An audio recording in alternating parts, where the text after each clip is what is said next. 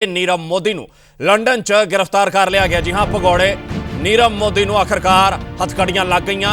London 'ਚ नीरव मोदी की गिरफ्तारी हो चुकी है। लंडन की वेस्टमिंस्टर अदालत ने वारंट जारी किया सी ते इसे वारंट के आधार पर लंडन पुलिस वालों नीरव मोदी ਨੂੰ गिरफ्तार कर लिया गया। अज वेस्टमिंस्टर अदालत 'ਚ पेशी करवाई गई। नाल ही दस दईए कि जमानत अर्जी भी खारिज कर दी गई है। नीरव मोदी ਨੂੰ हुण कस्टडी दे विच ही रखा जाएगा। अगली सुनवाई फिलहाल 29 मार्च ਨੂੰ होगी। तो दस दईए पंजाब नैशनल बैंक घोटाले का मुख मुलजम है नीरव मोदी। 13,000 करोड़ का घोटाला करके भारत तो भज गया सी नीरव मोदी। भगौड़े नीरव मोदी ਨੂੰ भारत वापस लियाउण कोशिशों च भी सरकार दीआं कोशिशां लगातार जारी हैं। पर तुहानूं दस दईए लंडन दे विच वड्डी सफलता जरूर हासिल हुई। पुलिस वालों नीरव मोदी ਨੂੰ गिरफ्तार कर लिया गया। इस दे नाल ही अज वेस्टमिंस्टर अदालत दे विच जद नीरव मोदी ਨੂੰ पेश किया गया तो जमानत अर्जी भी नाल दे नाल खारिज कर दी गई। यानी कि फिलहाल हुण अगली सुनवाई तक यानी कि 29 मार्च तक नीरव मोदी पुलिस कस्टडी में ही रहेगा। तस्वीरां तुहाडी टीवी स्क्रीन से तुसीं वेस्टमिंस्टर अदालत दीआं वेख पा रहे हो, जिथे नीरव मोदी ਨੂੰ अज पेश किया गया। वड्डे पद्धर ते इंटरनेशनल मीडिया के मुलाजम भी इत्थे मौजूद सन, इंटरनेशनल मीडिया कर्मी भी इत्थे मौजूद सन। PTC न्यूज़ भी इत्थे पहुंचा। तस्वीरां तुहानूं विखावांगे। वड्डी खबर अज दी नीरव मोदी की लंडन च गिरफ्तारी।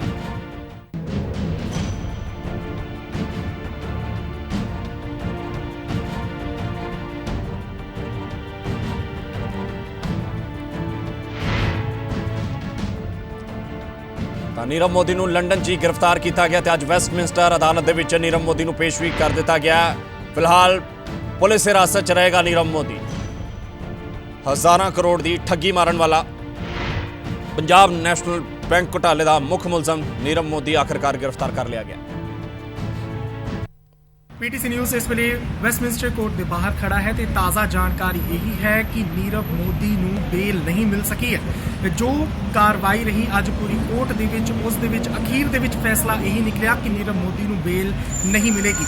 हालांकि नीरव मोदी के वल्लों जज के सामने बेल अमाउंट भी पेश की गई जो तकरीबन 5 लाख ब्रिटेन के पाउंड से। जी हाँ, भारतीय करंसी के मुताबिक तकरीबन 4.5 करोड़ रुपए की बेल अमाउंट ਨੂੰ पे करना नीरव मोदी ने बेहतर समझा ताकि कि इत्थों की जो भी अगे की प्रोसैस होएगा कोर्ट का उस तो बचा जा सके।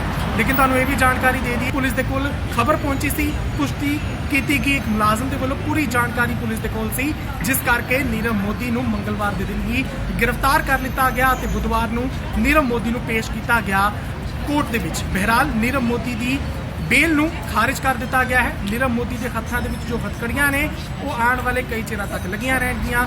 किस तरीके दे नाल हुण ब्रिटेन की सरकार भारत की गुहार ਨੂੰ लवेगी कि नीरव मोदी सुपुर्द किए जाणगे हिंदुस्तान ਨੂੰ ਜਾਂ नहीं, ये सवाल हले भी बरकरार है। Amanpreet Singh, PTC news, London. तो नीरव मोदी दीआं हुण मुश्किलां होर ज़्यादा वधियां विखाई दे रही। दस्सिया ही जा रहा है कि बेल एप्लीकेशन यानी कि जमानत अर्जी भी अज नीरव मोदी की खारिज कर दी गई। खबर से अपडेट लिए फिलहाल सीधा रुख करांगे साडे सहयोगी अमनप्रीत इस वेले सीधा लंडन तो साडे नाल जुड़ रहे हैं। जी अमनप्रीत, जानना चाहांगे तुहाडे कोलों वाकई जी वड्डी प्राप्ति भारतीय एजेंसियां वालों भी समझी जा सकती है, क्योंकि लगातार जिहड़ियां खबरां आ रही सी आखिरकार खबरां पुख्ता होईयां ते अज नीरव मोदी ਨੂੰ अरेस्ट कर लिया गया। सुनवाई दौरान की कुछ रहा खास? जिवें तुहानूं दसना चाहांगे, सुनवाई का अखीरला टीचा यही निकलिया कि नीरव मोदी ਨੂੰ बेल नहीं मिलेगी। मंगलवार रात गिरफ्तार करने तो बाद बुधवार पेश किए गए Nirav Modi Westminster magistrate court दे विच, जिथे कई दलीलां दित्तियां गईयां नीरव मोदी दे वल्लों। एक खरड़ा तकरीबन 350 पेजां का पेश किया गया जज के सामने। जज ने भी तकरीबन 20 ਤੋਂ 25 मिनटां तक उस खरड़े ਨੂੰ उन्हां कागजां ਨੂੰ बड़े ही आराम दे नाल वेखिया ਅਤੇ बाद दे विच ਇਹ फैसला किया कि नीरव मोदी ਨੂੰ बेल नहीं मिलेगी। नीरव मोदी ने इत्थे भी उही पैंतरा चलन की कोशिश की जो वो हिंदुस्तान दे विच चलदे करदे आ रहे सी। उन्होंने 5 लाख पाउंड की बेल राशि अदा करने की अपनी गल रखी, जो जज दे वल्लों मना कर दी गई। ये भी तुहानूं गल दस दईए कि क्यासराइयां लग रही सन कि भारत ਨੂੰ सुपुर्द करन ਨੂੰ लैके भी अज ही अदालत दे विच कोई चर्चा होएगी, लेकिन अजिही कोई चर्चा नहीं हुई। हुण गल सामने ये भी आ रही है कि 29 मार्च ਨੂੰ ਜਿਸ ਵੇਲੇ ਇਸ ਪੂਰੇ ਕੇਸ ਦੇ ਨਾਲ ਜੁੜੇ ਹੋਏ ਹੋਰ ਵੀ ਤੱਥ ਪੁਲਿਸ ਦੇ ਵੱਲੋਂ ਦਿੱਤੇ ਹੋਏ ਖੰਗਾਲੇ ਜਾਣਗੇ, ਅਦਾਲਤ ਦੇ ਵਿੱਚ ਪੇਸ਼ ਕੀਤੇ ਜਾਣਗੇ। ਹੋ ਸਕਦਾ ਹੈ ਤਦ ਅਦਾਲਤ ਨੀਰਵ ਮੋਦੀ ਦਾ ਕੇਸ ਭਾਰਤ ਦੇ ਕੋਲ ਭੇਜਿਆ ਜਾਵੇ ਜਾਂ ਨੀਰਵ ਮੋਦੀ ਨੂੰ ਭਾਰਤ ਦੇ ਸਪੁਰਦ ਕੀਤਾ ਜਾਵੇ ਜਾਂ ਨਹੀਂ, ਉਸ ਦੇ ਵੱਲ ਇੱਥੋਂ ਦੀ ਕੋਰਟ ਥੋੜੇ ਵਿਚਾਰ ਚਰਚਾ ਕਰੇ। ਲੇਕਿਨ ਇਹ ਇੰਨੀ ਵੱਡੀ ਖਬਰ ਤੁਸੀਂ ਮੰਨੀ ਜਾ ਸਕਦੀ ਹੈ ਅਮਿਤ ਜੀ, ਜਿਸ ਵੇਲੇ ਨੀਰਵ ਮੋਦੀ ਨੂੰ ਅਰੈਸਟ ਕੀਤਾ ਗਿਆ ਅਤੇ ਨੀਰਵ ਮੋਦੀ ਨੂੰ ਹੁਣ ਬੇਲ ਨਹੀਂ ਮਿਲੀ ਹੈ, ਪੰਜਾਬ ਨੈਸ਼ਨਲ ਬੈਂਕ ਦੇ ਸ਼ੇਅਰ ਦੇ ਵਿੱਚ ਇਜ਼ਾਫਾ ਵੇਖਿਆ ਗਿਆ। ਤਕਰੀਬਨ 3.37% ਸ਼ੇਅਰ ਦਾ ਰੇਟ ਵੱਧ ਚੁੱਕਿਆ ਪੰਜਾਬ ਨੈਸ਼ਨਲ ਬੈਂਕ ਦਾ, ਜਿਸ ਬੈਂਕ ਨੂੰ ਇੱਕ ਸਮੇਂ ਦੇ ਉੱਤੇ ਝਟਕਾ ਵੱਜਾ ਸੀ ਨੀਰਵ ਮੋਦੀ ਦੇ ਕਾਰਨ, ਅਤੇ ਉਸੇ ਨੀਰਵ ਮੋਦੀ ਦੇ ਕਾਰਨ ਅੱਜ ਪੰਜਾਬ ਨੈਸ਼ਨਲ ਬੈਂਕ ਦੇ ਜੋ ਸ਼ੇਅਰ ਨੇ ਉਹ ਵੀ ਵੱਧ ਚੁੱਕੇ ਨੇ। ਤੇ ਕੁੱਲ ਮਿਲਾ ਕੇ ਇਸ ਖੇਡ ਨੂੰ ਵੇਖਿਆ ਜਾਵੇ ਤਾਂ 29 ਮਾਰਚ ਦਾ ਦਿਨ ਹੁਣ ਕਾਫੀ ਅਹਿਮ ਰਹੇਗਾ।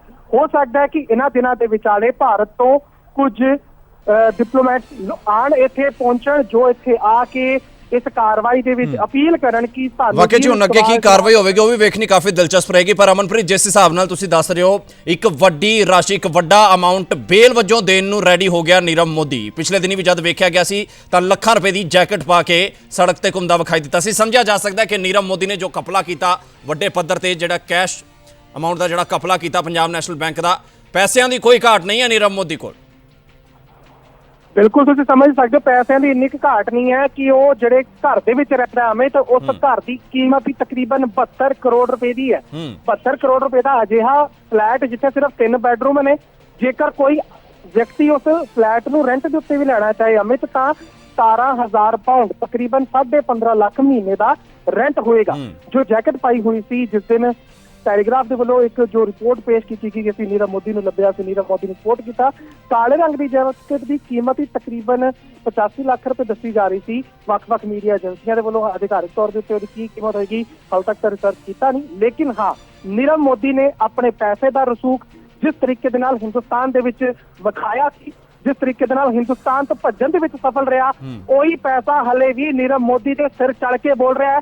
ਭਾਵੇਂ ਕਿ ਸੜਕਾਂ ਹੋਣ, ਘਰ ਲੈਣ ਦੀ ਗੱਲ ਹੋਏ, ਦਫ਼ਤਰ ਨੂੰ ਚਾਲੂ ਕਰਨ ਦੀ ਗੱਲ ਹੋਏ, ਇੱਥੇ ਇੰਸ਼ੋਰੈਂਸ ਨੰਬਰ ਅਪਲਾਈ ਕਰਕੇ ਕਮਾਈ ਕਰਕੇ ਪੈਸਾ ਭਰਨ ਦੀ ਗੱਲ ਹੋਏ, ਟੈਕਸ ਭਰਨ ਦੀ ਗੱਲ ਹੋਏ, ਜਾਂ ਫਿਰ ਅਦਾਲਤ ਦੇ ਵਿੱਚ ਡਟ ਕੇ ਖੜ ਕੇ ਨੀਰਵ ਮੋਦੀ ਕਹਿ ਰਹੇ ਨੇ ਕਿ ਮੈਂ 5 ਲੱਖ ਪਾਉਂਡ ਪੇ ਕਰਨ ਨੂੰ ਤਿਆਰ ਹਾਂ, ਬਸ ਮੇਰੀ ਬੇਲ ਕਰਾਓ। ਜੱਜ ਨੇ ਇੱਥੋਂ ਤੱਕ ਕਿਹਾ ਕਿ ਨੀਰਵ ਮੋਦੀ ਦੇ ਕੋਲ ਜੋ ਪੈਸਾ ਹੈ ਗਲਤ ਤਰੀਕੇ ਦੇ ਨਾਲ ਨੀਰਵ ਮੋਦੀ ਵਰਤ ਸਕਦੇ ਨੇ ਜੇਕਰ ਅਸੀਂ ਉਹਨਾਂ ਨੂੰ ਬੇਲ ਦੇ ਦਿੰਦੇ ਹਾਂ। ਬਿਲਕੁਲ, ਵਾਕਈ ਜੀ ਵੱਡੀ ਟਿੱਪਣੀ ਕੋਰਟ ਵੱਲੋਂ ਵੀ ਸਮਝੀ ਜਾ ਸਕਦੀ ਹੈ। ਬੇਹੱਦ ਸ਼ੁਕਰੀਆ ਅਮਨ ਇਸ ਸਾਰੀ ਖਬਰ ਤੇ ਸਾਡੇ ਨਾਲ ਗੱਲਬਾਤ ਕਰਨ ਲਈ। ਤਾਂ ਵਾਕਈ ਜੀ ਨੀਰਵ ਮੋਦੀ ਦੇ ਲਈ ਇੱਕ ਵੱਡਾ ਝਟਕਾ ਜ਼ਰੂਰ ਸਮਝਿਆ ਜਾ ਸਕਦਾ ਹੈ।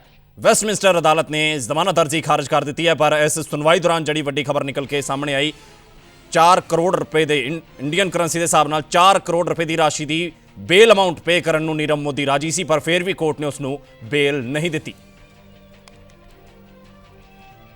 ਤਾਂ ਵਾਕਈ 'ਚ ਇੱਕ ਵੱਡੀ ਪ੍ਰਾਪਤੀ ਸਮਝੀ ਜਾ ਸਕਦੀ ਹੈ। ਨੀਰਵ ਮੋਦੀ ਨੂੰ ਲੰਡਨ ਚੋਂ ਗ੍ਰਿਫਤਾਰ ਕਰ ਲਿਆ ਗਿਆ।